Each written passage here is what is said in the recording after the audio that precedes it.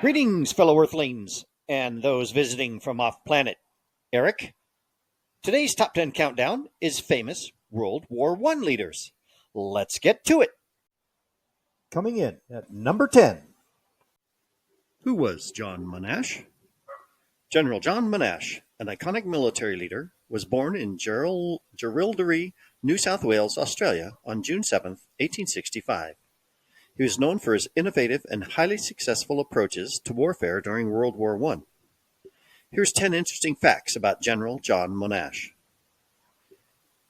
Engineer turned general. Monash, a civil engineer by profession, applied his innovative mindset to the battlefield, making him one of the most forward-thinking generals of the war. He introduced new tactics, including the use of combined arms and infantry coordination, leading to decisive victories on the Western Front.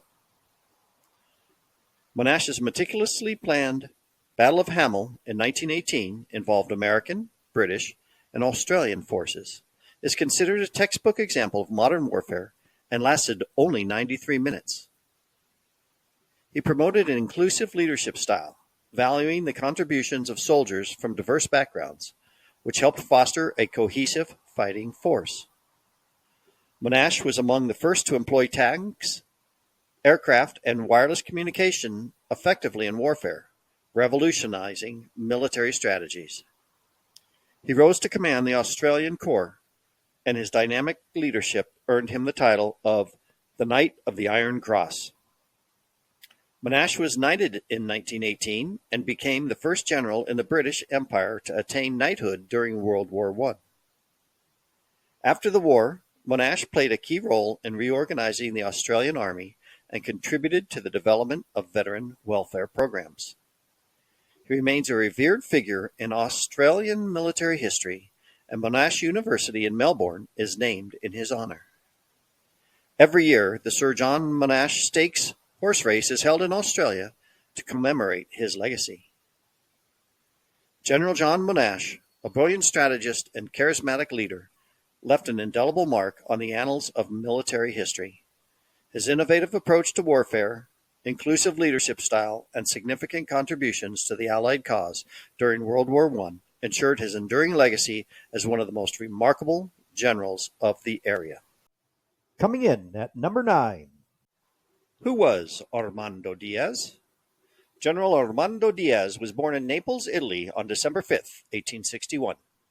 He is celebrated for his leadership of the Italian army during World War I and his role in the victory of the Battle of Vittorio Veneto.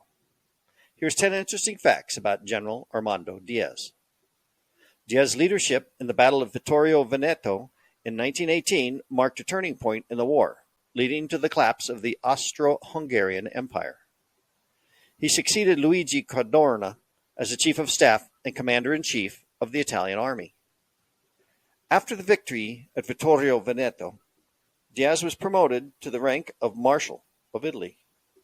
Under Diaz's command, Italy became one of the victorious Allied powers at the end of World War I. Diaz was highly respected by his troops for his tactical skill and his commitment to their welfare.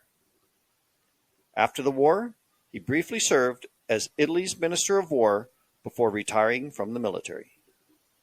Diaz actively supported veterans' rights and welfare in post-war Italy.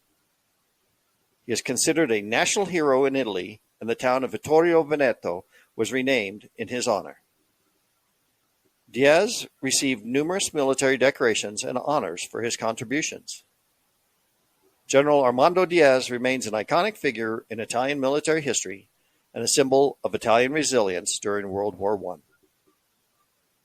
General Armando Diaz's leadership and strategic prowess played a crucial role in Italy's success on the Italian front during World War I.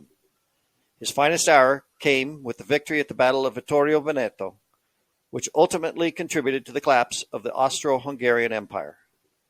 Diaz's legacy endures as a symbol of Italian military achievement and national pride. Coming in at number 8. Who was Helmuth von Moltke the Younger? General Helmuth von Moltke the Younger, born on May 25, 1848, in Parchim, Prussia, is remembered for his role as chief of the German General Staff during the early phases of World War I. Here's 10 interesting facts about General Helmuth von Moltke the Younger.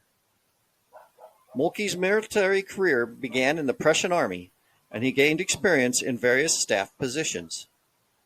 He assumed the role of chief of the General German Staff in 1906, succeeding Alfred von Schlieffen. Moltke was responsible for implementing the Schlieffen Plan, which aimed to secure a swift victory on the Western Front through Belgium. Under his leadership, German forces achieved significant victories in the early stages of the war, including the Battle of Tannenberg. Moltke's challenges included adjusting to the evolving situation on the Western Front and coordinating the vast German army. Due to the immense pressure and challenges of the war, Moltke resigned as Chief of the General Staff in 1914. He continued to serve in various capacities in the German army, but did not hold another high-profile command. Moltke's role in the Schlieffen Plan's implementation and the subsequent events of the war remain topics of historical debate. After World War I, Moltke retired from the military and lived a private life. Helmuth von Moltke the Younger's legacy is intertwined with the complex and controversial early stages of the war and the strategies that shaped its course. General Helmuth von Moltke the Younger tenure as Chief of the German General Staff during World War I was marked by significant successes and challenges. His role in implementing the Schlieffen Plan and the subsequent adaptation of German strategy to the Western Front remains a subject of historical interest and debate. Coming in at number 7. Who was Luigi Cadorna? General Luigi Cadorna, born on September 4th, 1850, in Pallanza, Italy, is renowned for his leadership of the Italian army during World War I and his involvement in the Italian front's campaigns. Here's 10 interesting facts about General Luigi Cadorna. Cadorna served as the Chief of Staff of the Italian army, and his leadership played a central role in Italy's participation in World War I. He implemented a strategy that involved a series of costly offensives against Austro-Hungarian forces, which earned him both praise and criticism. Cadorna is associated with the Isonzo battles, a series of 11 battles along the Isonzo River, which were marked by heavy casualties. Despite the challenges, Cadorna's determination to secure territorial gains for Italy remained steadfast. He was promoted to the rank of Marshal of Italy in 1917. The Italian front represented a significant theater of operations during World War I, with Cadorna as a key figure. Cadorna faced criticism for the high casualties and slow progress in his offensives. His leadership style and strategies remain topics of historical debate and discussion. General Luigi Cadorna's legacy reflects the complexities of the Italian front and the challenges Italy faced during World War I. Cadorna was involved in post-military reforms and contributed to the modernization of the Italian army. General Luigi Cadorna's leadership during World War I was marked by the distinctive nature of the Italian front and the strategies he employed. His enduring legacy is intertwined with the difficulties and complexities of the theater he commanded. Coming in at number 6. Who was Sir Edmund Allenby? Field Marshal Sir Edmund Allenby was born on April 23, 1861, in Brackenhurst, Nottingham, United Kingdom. He is celebrated for his outstanding campaigns in the Middle Eastern theater during World War I. Here's 10 interesting facts about Field Marshal Sir Edmund Allenby. Allenby's leadership in the successful capture of Jerusalem in 1917 marked a pivotal moment in the war and earned him international acclaim. The Battle of Megiddo in 1918, led by Allenby, was a decisive victory that contributed to the collapse of the Ottoman Empire. Allenby was known for his versatility, combining traditional and unconventional tactics in desert warfare. His troops held deep respect for him, and he was often referred to as the Bull. After World War I, Allenby served as High Commissioner of Egypt and played a key role in shaping the region's future. Allenby collaborated with T.E. Lawrence in the Arab Revolt, leading to remarkable success against the Ottomans.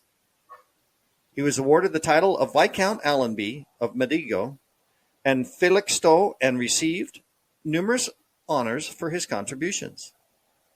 Allenby's campaigns in the Middle East are considered textbook examples of successful desert warfare.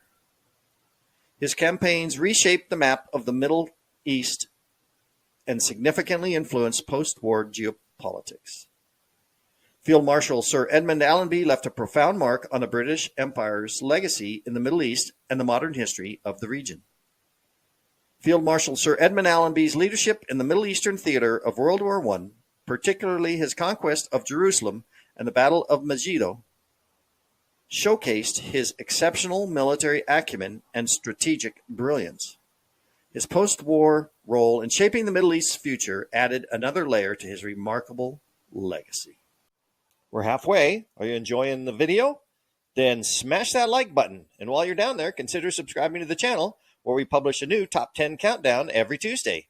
Now, back to the show. Coming in at number 5. Who was John J. Pershing? General John J. Pershing, born on September 13, 1860, in Laclede, Missouri, United States, is celebrated for his command of the American Expeditionary Forces and his significant contributions during the latter stages of World War I. Here's 10 interesting facts about General John J. Pershing. Pershing led the American Expeditionary Forces, which marked the first major deployment of U.S. troops to Europe in a world conflict. He played a crucial role in the adaptation of American forces to the trench warfare on the Western Front. His no-nonsense, disciplined leadership style earned him the nickname Black Jack.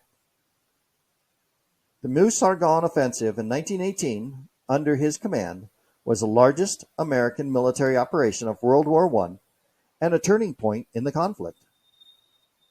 Pershing's leadership turned him into a national hero in the United States. He coordinated effectively with the Allied powers and contributed to the overall victory. He was promoted to the highest rank, General of the Armies, and remains one of the only individuals to hold this title. After World War I, Pershing served as Chief of Staff of the U.S. Army and played a role in military reform and readiness. He was a co-founder of the American Legion, an organization dedicated to the welfare of veterans. General John J. Pershing's leadership during World War I established him as a symbol of American military might and competence on the world stage. General John J. Pershing's leadership of the American Expeditionary Forces marked a pivotal moment in U.S. military history. His remarkable achievements on the Western Front and his post-war contributions to the U.S. military underscore his enduring legacy as one of the most influential figures of the era. Coming in at number 4. Who was Erich Ludendorff? General Erich Ludendorff, born on April 9, 1865 in Posen, Prussia, now Poznań, Poland, is celebrated for his instrumental role in shaping German military strategy during World War I. Here's 10 interesting facts about General Erich Ludendorff. Ludendorff formed a formidable partnership with Field Marshal Paul von Hindenburg, which had a profound impact on the Central Powers' military strategy. He was a mastermind of innovative tactical planning, particularly during the 1918 Spring Offensive. Ludendorff's strategies during the Spring Offensive sought to break the stalemate on the Western Front, though they ultimately failed. The opening operation of the Spring Offensive, known as Operation Michael, was one of Ludendorff's boldest moves. He played a key role in developing and implementing the Schlieffen Plan and subsequent modification of German strategy on the Western Front. Ludendorff served as the chief of the German General Staff during a critical phase of the war. He played a pivotal role on the negotiations of the Treaty of Brest-Litovsk with Soviet Russia in 1918. Ludendorff was briefly involved in German politics during the turbulent post-war period. He wrote memoirs and historical accounts of his experiences during World War I. General Erich Ludendorff's military strategies and post-war involvement continue to be the subject of historical debate and analysis. General Erich Ludendorff's contributions to the German war effort, particularly his strategic innovations and partnership with Hindenburg, played a significant role in shaping the course of World War I. His post-war involvement and historical impact add layers to his complex legacy. Coming in at number 3. Who was Paul von Hindenburg? Field Marshal Paul von Hindenburg, born on October 2, 1847 in Posen, Prussia, now Poznan, Poland, is renowned for his strategic brilliance and leadership during the early stages of World War I. Here's 10 interesting facts about Field Marshal Paul von Hindenburg. Hindenburg had retired from the military, but was recalled to serve as a field commander at the outbreak of World War I. He achieved a decisive victory over the Russian army at the Battle of Tannenberg in 1914. Hindenburg formed a formidable partnership with Erich Ludendorff, which had significant impact on the Central Powers strategy. He commanded on both the Eastern and Western fronts, contributing to Germany's military successes. Hindenburg was appointed Chief of the German General Staff in 1916, where he played a critical role in directing military strategy. His ability to adapt to the realities of trench warfare and new weapons technology was key to Germany's military achievements. He was promoted to the rank of Field Marshal in 1914. After World War I, Hindenburg served as President of the Weimar Republic, though his later political career is marked by controversy. Numerous memorials, statues, and honors are dedicated to Hindenburg, especially in Germany. Hindenburg's role in the German war effort and his later political actions remain subjects of historical debate and scrutiny. Field Marshal Paul von Hindenburg's leadership, particularly during the early stages of World War I, stands as a testament to his strategic acumen and influence on the Central Powers strategy. His complex legacy continues to spark historical discussions and debates. We're getting close to the end. Now, number 2. Who was Ferdinand Foch? General Ferdinand Foch was born on October 2, 1851, in Tarbes, France. He gained international acclaim as the Supreme Allied Commander and played a pivotal role in coordinating the efforts of the Allied forces during World War I. Here's 10 interesting facts about General Ferdinand Foch. Foch was appointed Supreme Allied Commander in 1918, uniting the strategies of the Allied powers. His ability to forge cooperation among the Allies significantly contributed to victory. He developed a military doctrine emphasizing offensive warfare and swift decision-making. Foch played a key role in critical Allied offenses, including the 100 Days Offensive that marked the end of the war. He demonstrated adaptability in various roles, from the front lines to high command. Foch was hailed as the savior of France for his leadership during the Battle of Marne in 1914. He was promoted to Marshal of France in 1918. Foch's contributions are commemorated with the signing of the Armistice of Campagne in 1918. He participated in the post-war peace negotiations and is remembered for his involvement in the Treaty of Versailles. General Ferdinand Foch's legacy lies in his ability to coordinate Allied forces, implement innovative strategies, and contribute to the eventual Allied victory. General Ferdinand Foch's appointment as Supreme Allied Commander and his role in shaping the cooperation of the Allied powers elevated him to a position of immense historical importance. His legacy endures as a symbol of effective multinational military coordination and leadership during World War I. We're almost done. Are you still here? That's awesome. You know what else would be awesome? If you'd share this with a friend or two or on your social media so other people can enjoy it. And hey, guess what? I'm not an AI. I'm a real person, which means I'm probably butchering the names. Leave a comment below if I've blown it or if you think somebody else should be on the list instead. Now, let's finish strong. And finally, coming in at number 1. Who was Sir Douglas Haig? Field Marshal Sir Douglas Haig, born on June 19, 1861, in Charlotte Square, Edinburgh, United Kingdom, is celebrated for his unwavering leadership as the commander of the British Expeditionary Forces during World War I. Here's 10 interesting facts about Field Marshal Sir Douglas Haig. Haig served as the commander of the British Expeditionary Force on the Western Front, facing the challenges of trench warfare. Haig's leadership during the Battle of the Somme, a defining moment in the war, was characterized by determination to break through enemy lines. He also played a central role in the battles of Ypres and Passchendaele. Haig made efforts to adapt British tactics and equipment to the realities of modern warfare. His decisions and high casualty rates in British forces led to his historical controversy and debate about his leadership. He was promoted to the highest military rank, Field Marshal. Haig was a prominent advocate for veterans' rights and welfare after the war. He established the Haig Fund, now known as the Poppy Scotland, and charitable organization to support veterans. Field Marshal Sir Douglas Haig's legacy is multifaceted, characterized by both the perception of determined leadership and scrutiny of the high human cost of his strategies.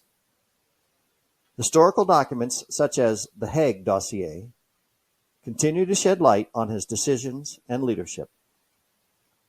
Field Marshal Sir Douglas Haig's leadership during World War I, particularly during the Battle of Somme, left an indelible mark on the conflict. His legacy is complex, encompassing the accolades for his determination and the debate surrounding his strategic choices of their human toll. That concludes today's Top 10 Countdown, and boy, was it a rough one for me.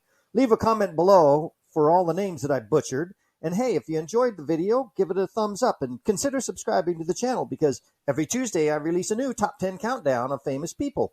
Thanks and have a great day.